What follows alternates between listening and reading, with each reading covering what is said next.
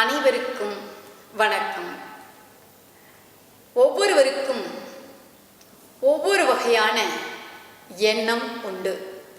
அந்த எண்ணம் எப்படி இருக்கிறதோ அதை போன்றுதான் அவர்களுடைய சொல், செயல், நடத்தை காணப்படும்.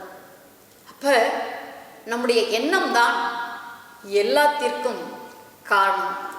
எதை எடுத்துக்கிட்டாலும் சரிங்க, அதில் நம்ம என்ன நினைக்கிறோமோ அதற்கு ஏற்றாற் போன்றுதான் நம்முடைய நடவடிக்கை என்று சொல்லப்படக்கூடியது இருக்கும்.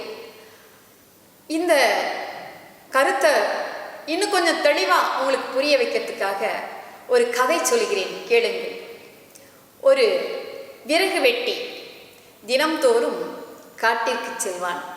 விறகினை வெட்டி எடுத்துக்கொண்டு வந்து விற்று அதிலே கிடைக்கின்ற வருவாயை வைத்துதான் அவனுடைய குடும்ப வாழ்க்கை நடந்து கொண்டிருந்தது. ஒரு நாள் அந்த விறகு வெட்டி காட்டிற்கு சென்றான். விறகுகளை வெட்டி எடுத்தான்.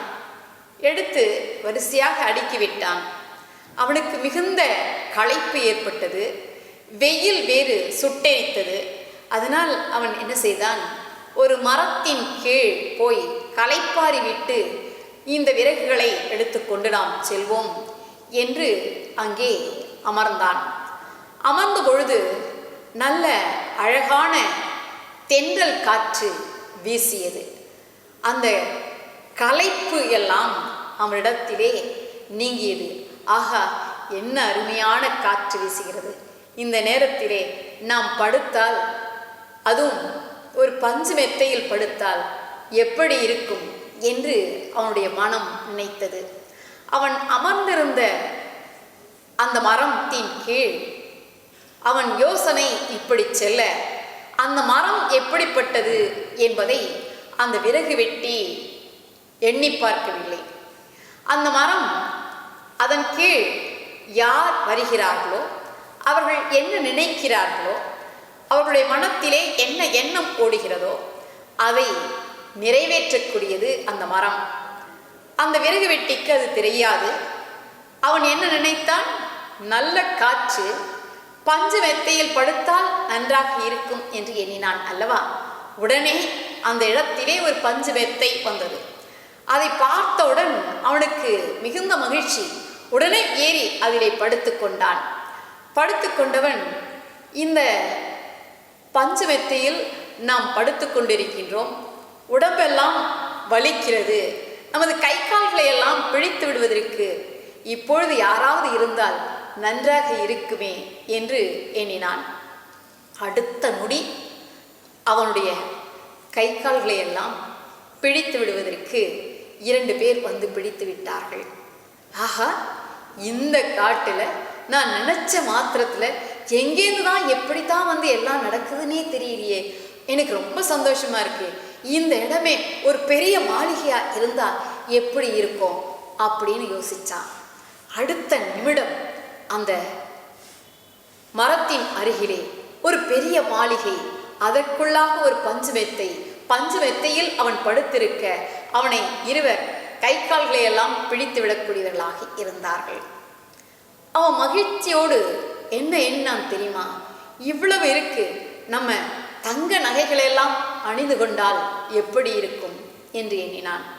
அவனுடைய உடம்பு முழுக்க தங்கத்தால் செய்யப்பட்ட நகைகள் வந்தன. இப்படி அவனுடைய ஒவ்வொரு எண்ணமும் நினைக்க நினைக்க அதெல்லாம் நடந்து கொண்டே இருந்தது.